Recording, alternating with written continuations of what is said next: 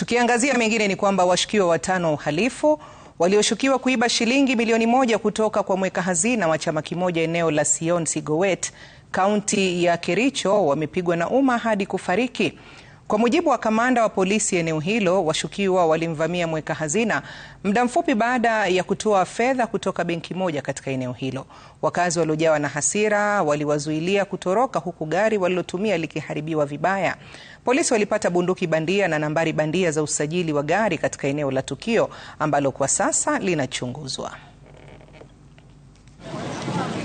Hii incident imefanyika saa 4 hivi ikielekea saa 5, ambapo tulisikia mayowe ikitoka pale kwa lami. Wajambazi alishika mtu kwa moroni akakimbisa akaleta pande hii. Sasa tunaambia vijana wasijaribu kufanya kitendo kama hii.